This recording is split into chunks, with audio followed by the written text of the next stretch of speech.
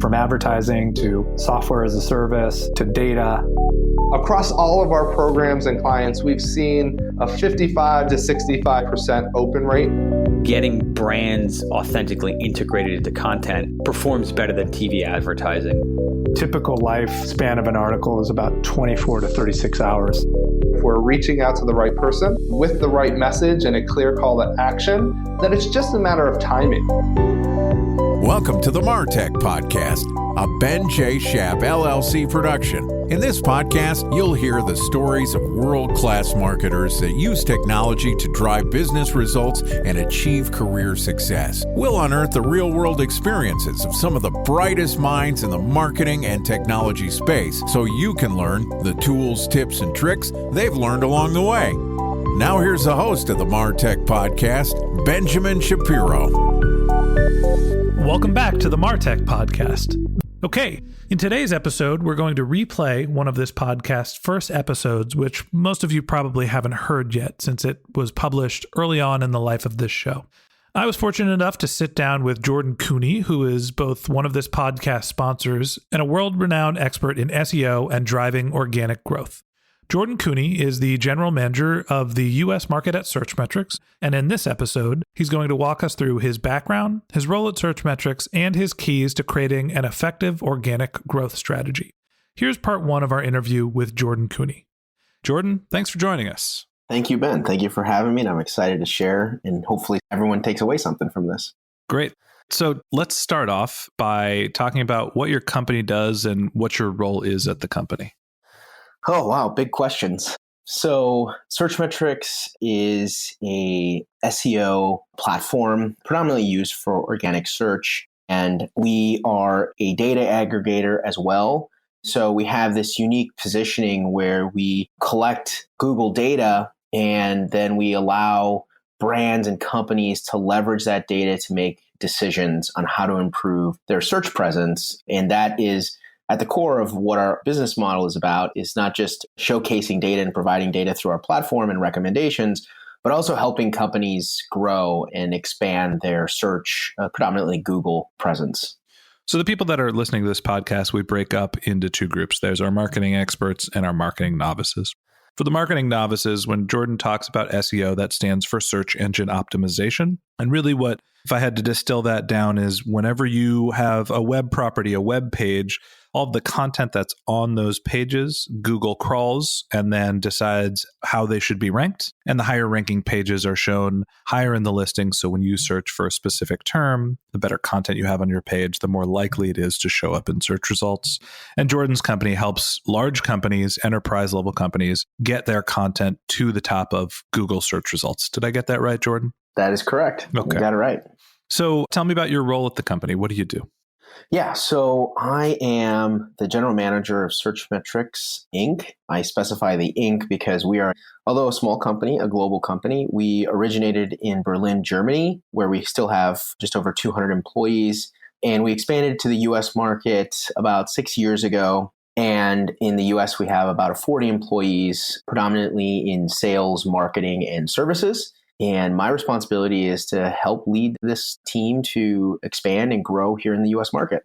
So you were essentially the head of the U.S. organization to help people figure out how to get their content up to the top of Google's pages. That is correct, yes. So walk us through your career path. What led you to being essentially the head honcho at one of the largest search SaaS companies in the world? It actually originated in kind of a pet project or an entrepreneurial project where I built a online Spanish bookstore. It was called mylibros.com. And MyLibro was born out of the idea that there is a way for me to use my language skills in Spanish, as well as identify a way to capture some market share in this growing Spanish-speaking population in the US. So I wrote a business plan, developed all these things, launched the website. And about 1 year into the website, I realized that I wasn't selling any Spanish books to Spanish speakers. I was selling Spanish books to moms in suburbs who wanted their kids to learn Spanish.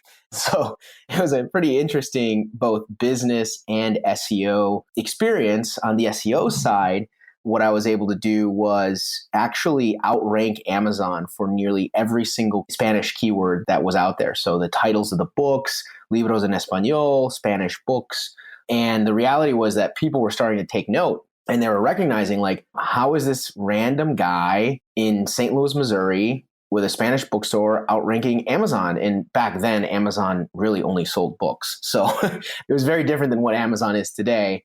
And that's kind of what got me into the industry and generated notoriety for what I was doing in SEO. And quite frankly, I really didn't know all the ins and outs of SEO at that time, but that's what broke me into that space.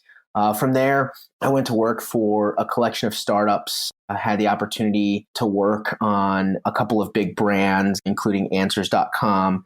And then eventually I got to eBay, and that's where we met, Ben. And I had this opportunity to go and work on the SEO team at eBay and eventually lead the SEO organization at eBay for a few years. And that was really where I cut my teeth, both in the idea of what does it take to do enterprise level SEO, but also be a leader in search and how to lead search across an organization, partnering with development and IT and content teams and analytics to really generate the momentum necessary at a large scale to grow your presence, traffic, and ultimately revenue for the business. So you started off in an entrepreneurial role and worked your way all the way through working at a large e-commerce company, managing search engine optimization and content development. And now you're essentially helping other companies do the same thing that you've done for eBay. Correct. Yeah. So talk to me about Searchmetrics and what are the products that the company sells and how do you help people grow their organic channels? So our product really breaks up into two different sections. We have what is our research area, which is a collection of data. It is predominantly driven by keyword rankings across a bunch of different countries and allows you to analyze your competitors, analyze your own performance over time. And this is at the backbone of how we understand and really inform businesses and brands about what's happening in Google.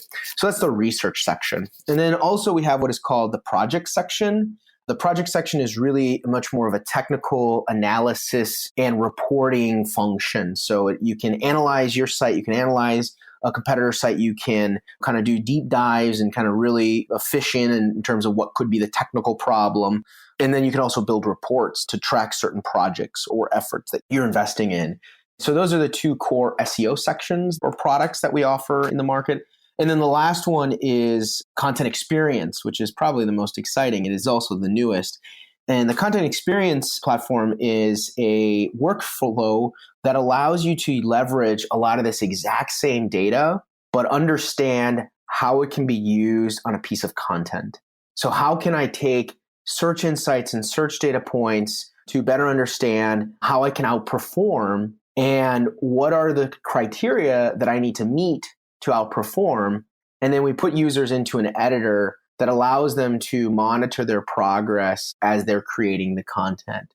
So that is our newest product and a very important tool for very competitive and cutthroat industries where you need to truly understand what it is that will differentiate you from your core competitors.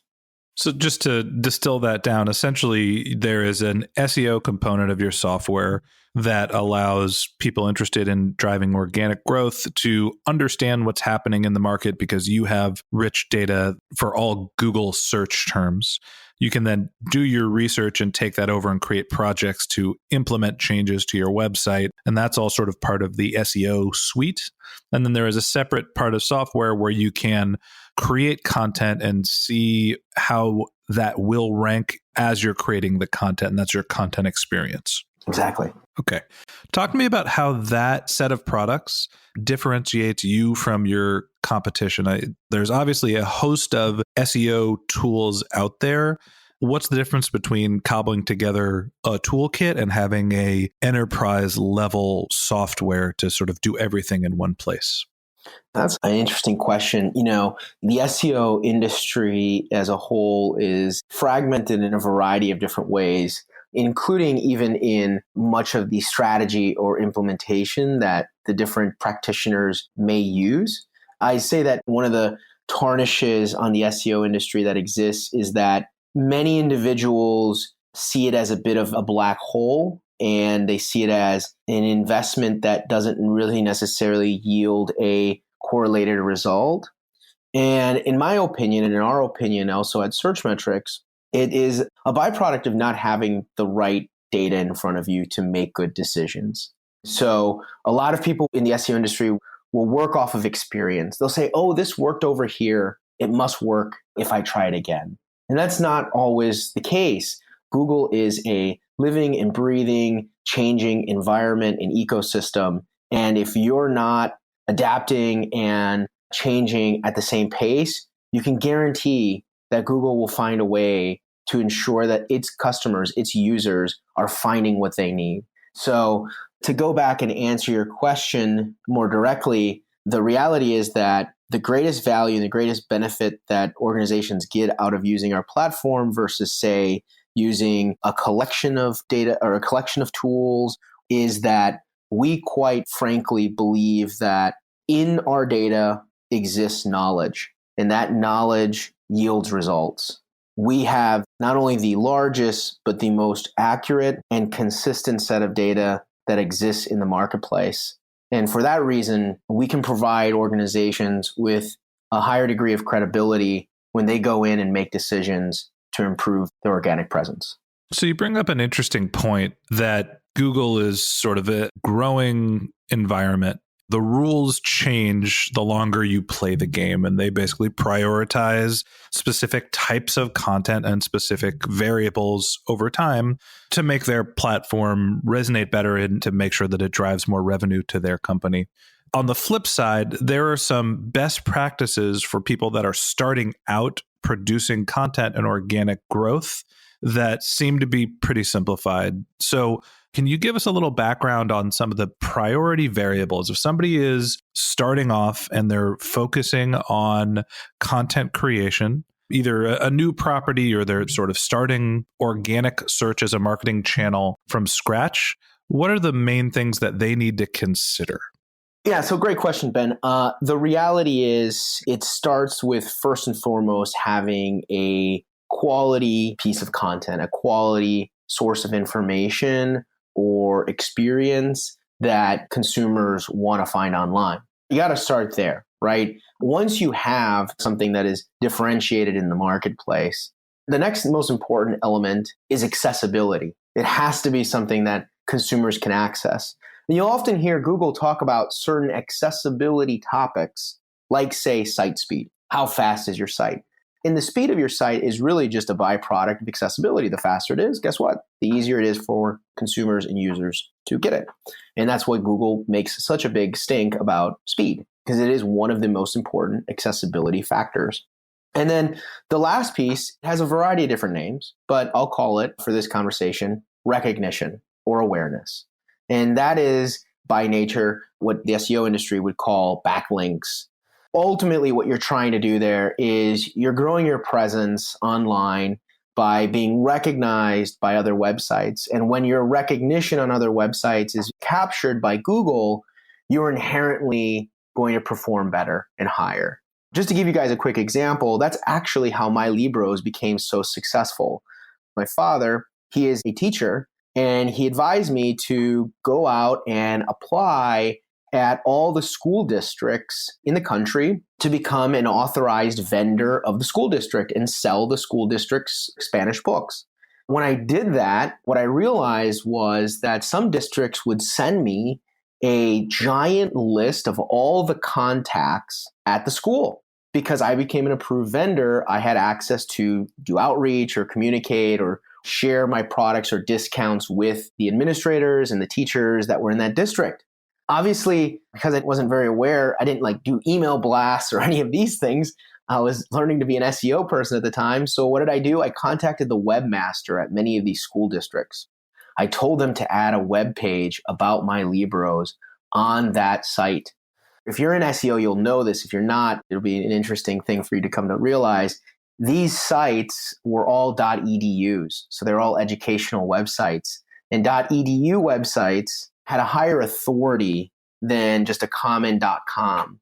So overnight, as I was doing this, unbeknownst to me, what I was leveraging was very high authority, very important, recognized websites on the internet, and getting links back to my Libros website. That's kind of how I gained a lot of recognition and grew that business. So remind me again the 3 important aspects. First and foremost, it starts off by providing a quality piece of content or some quality experience. Basically, unique content, something that's well written, that's differentiated, that hasn't been written on the internet before. Correct. Okay. Number 2? Accessibility. Google has to be able to access this content, know that the content exists, is aware of the content. There's a huge checklist of things that you have to do around that. Right. And just to add a little bit of color, when you say accessibility, you mentioned site speed before, but it's also having a website that's mobilely responsive, shows up well on a smartphone. I would probably bucket how your site structure is in this category. It's like, do your pages map internally? So does the content you're creating have a logical way that filters up to a main priority topic? That is also correct. Structure, even just, for folks that are starting off, setting up Google Search Console, which is a free tool provided by Google so that you can share your content with Google. That's one of the first steps. Okay. And then the third step was? Awareness. So generating recognition by being published or shared across other sites. All right. So it's about having unique, interesting content. You have to start with a good product. It has to be accessible so people can actually view the content when it's there. And other people have to give a signal to say that the content is interesting. That's sort of the SEO 101. Okay, that wraps up this episode of the MarTech podcast. If you're interested in learning more about Searchmetrics, or if you'd like a walkthrough of their product, head over to searchmetrics.com, searchmetrics.com. If you'd like to hear the second part of our interview with Jordan Koene, or if you want a weekly stream of marketing and technology knowledge in your podcast feed, hit the subscribe button in your podcast app. We'd also love for you to leave us a review in the Apple iTunes store or wherever you listen to your podcast. And if you ever have any questions, or if you'd like to read the transcript of this podcast or any of our other episodes, you can go to martechpod.com, martechpod.com. Okay, that's it for today. Tomorrow we're going to republish the second part of our interview with Jordan Koene. But until next time, my advice is to just focus on keeping your customers happy.